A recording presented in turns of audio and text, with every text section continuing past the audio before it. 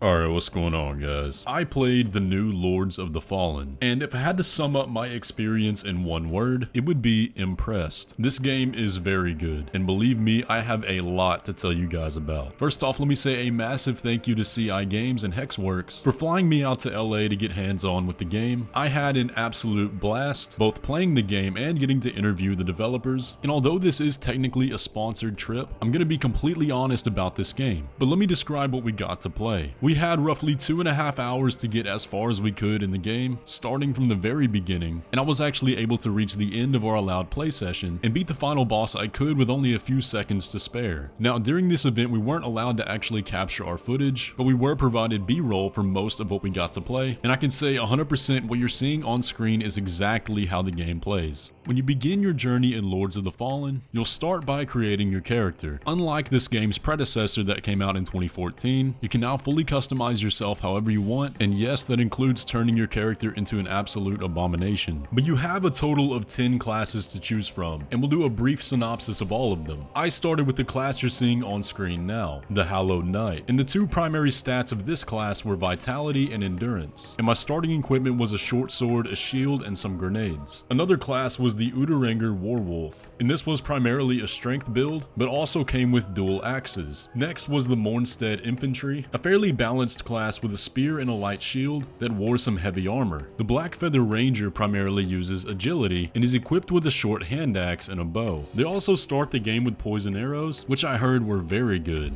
The Orion Preacher begins the game with a hammer and a small shield, but mainly uses radiant spells. No surprise, Radiance is the #1 stat for this class, and they'll specialize in buffs and healing themselves. The Exiled Stalker is an agility and endurance class that begins with a set of daggers as well as a bow. They have very fast strikes, but like we'll talk about more, be wary of spamming the attack. The Puric Cultist is an interesting class. It specializes in a type of magic called Rogar, essentially this game's version of pyromancy. And trust me, it goes a lot further than just throwing fireballs. You'll want to take consideration when using this class, as I've heard it can be a bit of a gamble. The Partisan is a fairly safe class to start with if you're not too sure what to use. They begin the game with a flail and a crossbow, and focus on the endurance stat for high stamina. And then of course we have the Condemned class, one that begins with nothing. You of course have a few rags for armor, but also have by far the lowest stats in the game. So if you really want to get the most out of every single level up and have full control of your stats, then maybe this challenge is for you. And the final class is the Dark Crusader. Now, unless you have the deluxe edition, you won't be able to start with this class on your first playthrough, but it can be unlocked later in the game. This is a strength build through and through, although it does have a few radiant spells to help out. This will probably be the one I start with. But do keep in mind, whatever class you choose, it's no big deal because this is an RPG and you can spec into whatever stats you like. But now let me tell you what I got to play. We began our playthrough in a deep cave, where some minor enemies hobbled about, but the main purpose of this initial area was to teach you about the primary system that comprises this game's world. Mornstead is split between two realities, the world of the light, Axiom, and the dark world, Umbral, and you are equipped with a soul lantern that can peer between worlds, and even transport you to Umbral when you so desire. Now, upon first hearing this, you may think it's going to be overwhelming, that there's two entire worlds that you have to explore simultaneously, but I can confidently say it was not jarring at all. The worlds flowed seamlessly together, and this is mainly due to the very good level design. Things are crafted with intention here. If you come to a dead end in Axiom, you automatically know that you probably have to go into Umbral to solve a puzzle, and this was very apparent from the start. But we'll come back to level design. For now, let's talk about combat. As a Souls veteran, this game felt natural. It plays exactly like a Souls-like, but with a lot of creative twists. We've got the Bloodborne roll system here, where while you're locked on, you'll do the dash, but after your lock is broken, you have a roll. There's also a posture system at play, where you can either parry an opponent's attack by pressing the block button at the right time. And let me say a few things about the parry. First off, it can be done with every weapon, and the window here is very forgiving. It felt right, and I really appreciated that because if the game is going to intend for you to parry, then it better make it viable for everybody. Even if you suck at parries in Souls games, you'll be able to do this. There's another cool innovation that Lords of the Fallen does, and that's a range stance. Instead of having to switch to an entire different weapon, weapon, you can hot swap with the D-pad to your ranged stance, which will override your attack buttons. That way you can still move and use your ranged attacks in a very fluid motion without breaking up the flow of combat. Now, something that is cool, instead of consuming ammo, every shot consumes a tick of a refillable bar, which can be seen below the health and stamina and refills at vestiges, which are this game's form of bonfire. This is a feature that I really wish I used more. Another thing I wish I got to use was the magic. Although I didn't have enough time to go back and restart my playthrough with a mage, using spells in this game looks like a blast. You have 3 different types of magic, those being Radiant, Umbral, and Rogar, and these are also elements that you can infuse your weapons with. Now when it comes to timings of the parry and the dodge, I never found myself saying I should have dodged that or I should have parried that. Anytime I missed or got hit by an attack, I realized it was my fault, and that's one of the best compliments I can give a Souls-like. If they can nail that down, most of the game will feel very good. And I can also say that it doesn't suffer from the Souls-like curse where everything feels like plastic. Hitting an enemy felt visceral. You can feel the feedback when your sword collides with them. Enemies actually act like they got hit, and you'd think that'd be a pretty easy thing for most games to nail down, but they don't. However, Lords of the Fallen does it very well. But we gotta address the elephant in the room. Is it still clunky Souls? I can say with confidence, no, it's not. At least the majority of the time. What I played felt much closer to something between Dark Souls 2 and Dark Souls 3 when it comes to combat responsiveness. It felt addicting to play, and every now and then I would have a little bit of frustration because there is still a little bit of window where you can't cancel an attack, but that's only really if you're spamming the buttons, which you'll learn very quickly not to do. There is still a tiny bit of stiffness to the movement, which can really be felt when trying to run or jump, but after about 30 minutes of play, I was completely used to it and adjusted my playstyle accordingly. But after emerging from our tutorial cave, we came face to face with a boss that I don't have footage of, but I can show you a picture of. This was the very first boss encountered during the tutorial, the Lightreaper, and I immediately recognized him from the intro cinematic, which is what this old reveal trailer was. Now, just like in the trailer, he flew down on this 3-headed dragon looking thing and began blowing fireballs down at me, which I could dodge, but there was no way I could actually reach him atop the dragon. I did get hit by one fireball and it did almost 90% of my health.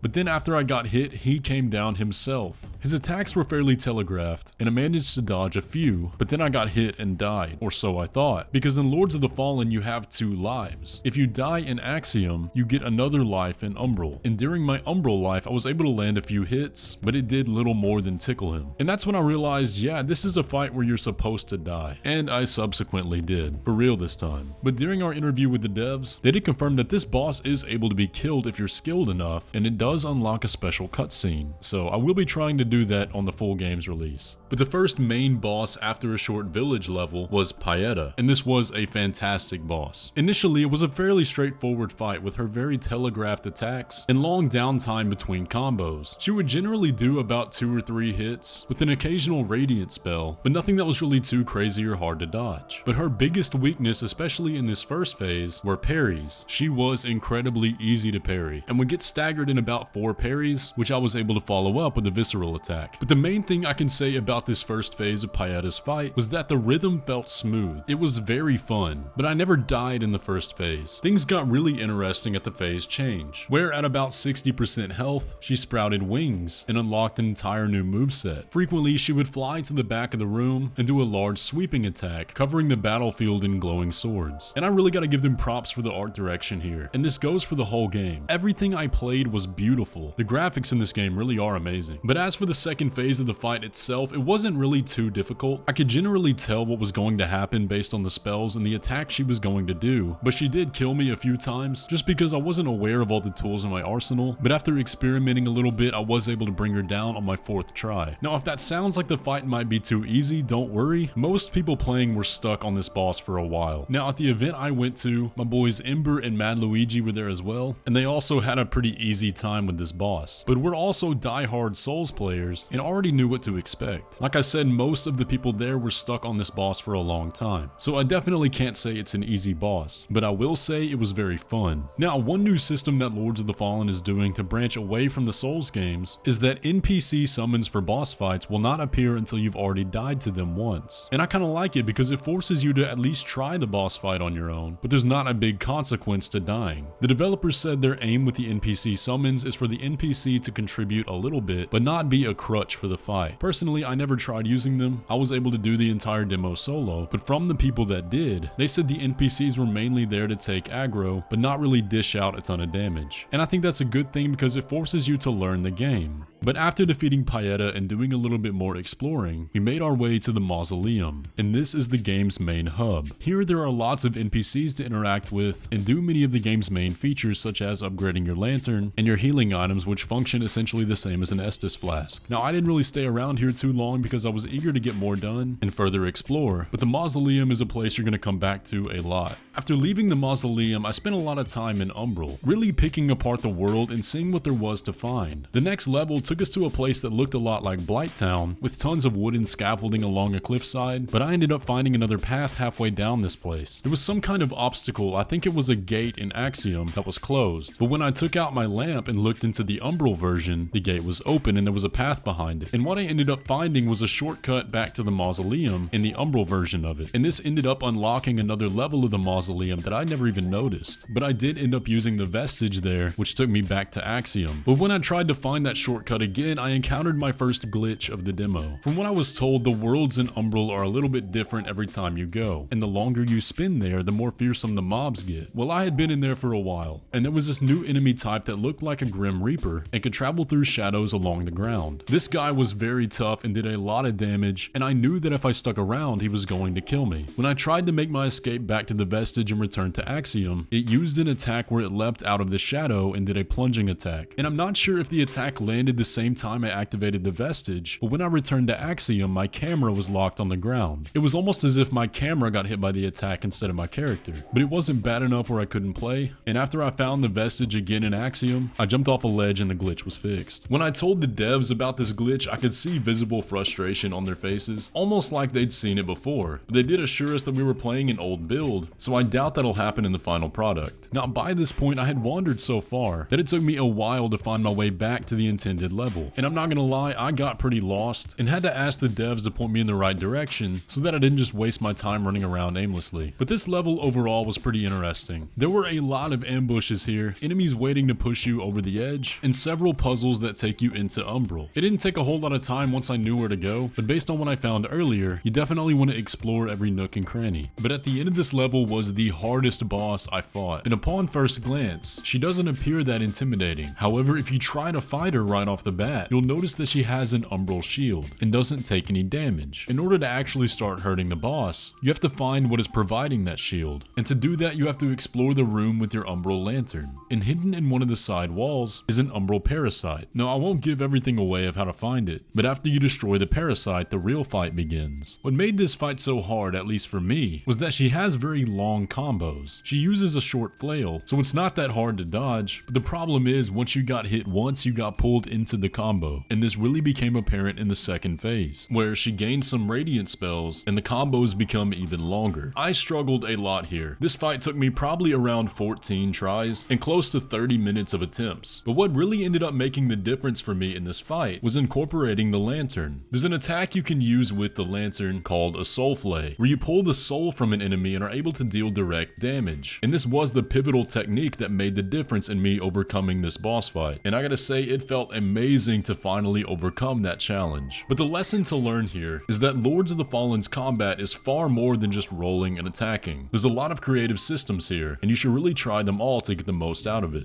Now at this point in my playthrough, I was running out of time quickly. They had given a warning that there was only about 15 minutes left, so I didn't get to experience much of the next area. But from what I heard, there were a lot of secrets here, especially very important NPCs that could be found and sent back to the Mausoleum. One of which was a blacksmith that could upgrade your weapons, which is something I didn't have the opportunity to do during my play session, and was likely what made that boss fight so hard, since I was just using the bare bone straight sword that I started the game with. Now I had killed an enemy earlier that dropped a new greatsword that I really wanted to use, but I was missing a couple points in strength and simply did not have the time to farm the experience needed to level up that extra little bit. And so by this point I had asked the developers if they could teleport me to the final boss of the demo so that I could at least try it before the time ran out, and they were more than happy to. to. The Boglord was the final boss we were allowed to face during our play session, and this one was a lot of fun. It reminded me a lot of the curse-rotted Greatwood in Dark Souls 3, with that one very long arm that constantly reaches around and tries to grab you. He was very slow and very bulky, but did a lot of damage when his attacks did connect. But that's the thing, they had to actually connect, and I really only got hit by this boss a handful of times. And I'm not trying to sound arrogant when I say this, but I was able to perfectly read every single one of its moves, even the first time I fought it. This boss took me 2 tries to beat with the default weapons and equipment, and ticking its health down little by little with tickle damage. So my remaining 10 minutes after that first death was spent on my second run, chipping away at his massive health bar. Now, despite being able to kill this boss fairly easily, I do believe there was a degree of luck to it, because other people that attempted it struggled quite a bit. Sometimes in these games the stars just align and you're able to read the boss, and that's just what happened for me. Now, I wouldn't call the boss a pushover at all. It was actually a very fun fight. There's a cool mechanic here that involves an umbral parasite. Every one of the Boglord's attacks builds up a little bit of a poison meter that when full inflicts you with poison. But if you pay attention periodically throughout the fight, an umbral parasite will spawn behind him, and that's the trail you can see coming out of his back. If you can find the window to get in close, you can use your umbral lantern to suck in the parasite, and after it's destroyed, the attacks will no longer do poison.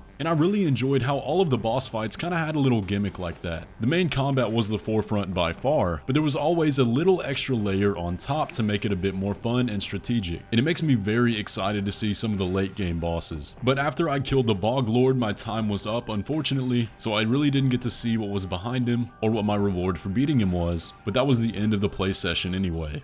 But now that I've described what was in the play session in the demo and what my individual experience was like, let me give you a list of things I very much enjoyed about Lords of the Fallen. First and foremost, I have to applaud the graphics and the art direction of this game. It really is beautiful to play. Everything is very well crafted, and there wasn't a single time throughout my play session where I thought something felt out of place or didn't belong in the world. The theme was very consistent, and the enemies and creatures reflected that, which is a big plus. And that was especially noticeable in the enemy variety. A lot of times enemy designs end up blending together, but I never really got that impression. And to add to it, the fashion in this game looks awesome. Your player will have some serious drip. But another thing that Lords of the Fallen is doing that's gonna make a lot of people very happy is seamless co-op multiplayer. You can summon your friend to your world and play through the entire game without having to resummon them unless they die. And with invasions also confirmed, I'm very excited to see more of the multiplayer in this game. But another vast innovation that's going to be very cool is how New Game Plus is handled. Instead of just replaying the exact same game with your upgrades, New Game Plus is going to introduce new challenges, one of which the developers told us about in our interview. To really stress the interconnectivity of the world, New Game Plus will have no stationary vestiges, meaning that the only checkpoints you can get on your journey are from seedlings, the places where you can use your lamp to create a vestige, typically found after beating a boss. And I think that'll be a very fun twist. But I also gotta give them props for the exploration. Venturing through the world was just fun. Even though I was kind of trying to speed run to get to the next boss and see everything I could, it pained me not to be able to explore more. I know there was so much I missed, and I'm definitely going to take more time to pick apart the world on the full release, especially to find the NPCs and mini bosses I missed.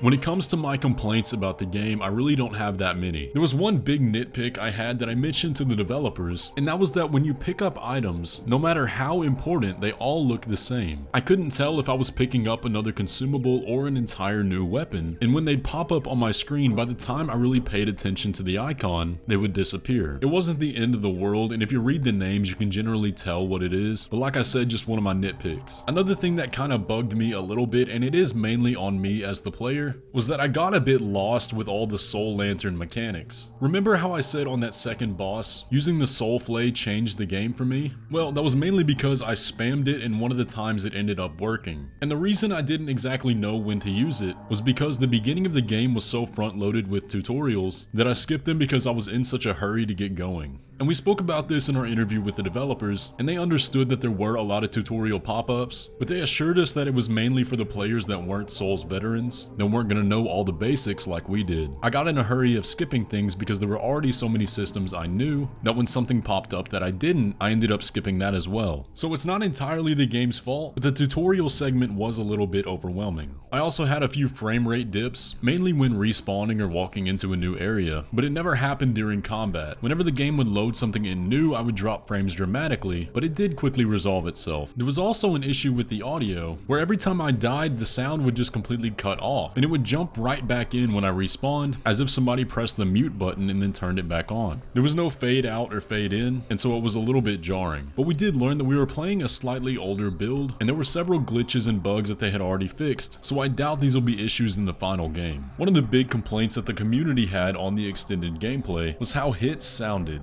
that they didn't sound like they had any weight to them, and I'll give you an example here.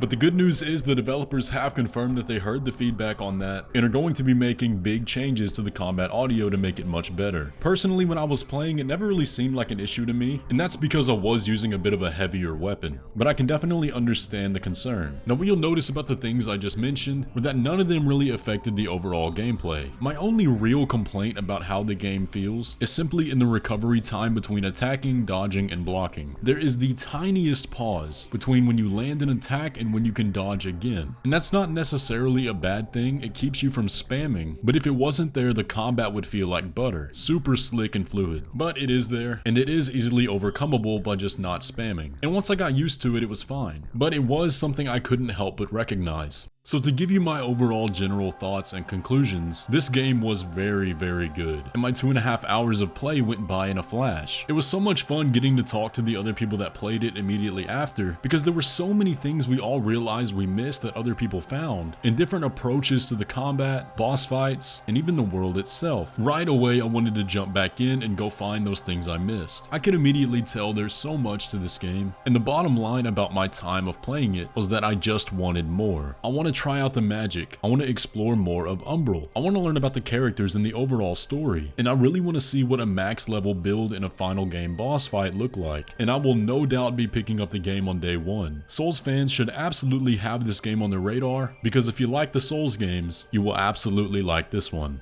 But that's gonna pretty much do it for the video today. If it sounds like I'm overselling the game, I promise it's only because I had that good of a time playing it. Again, these are my honest opinions on it, and I genuinely thought the game was fantastic. I'll be putting my money where my mouth is and pre-order the deluxe edition, and I absolutely look forward to the final game. Once again, a massive thank you to Hexworks and CI Games. This was an incredible opportunity, and I'm very grateful for it. But if you enjoyed today's video, be sure to leave a like on it. Let me know your thoughts down in the comment section below. I'll be trying to answer as many questions as I can down there, so feel free to ask. But with all that, I will catch you in the next one.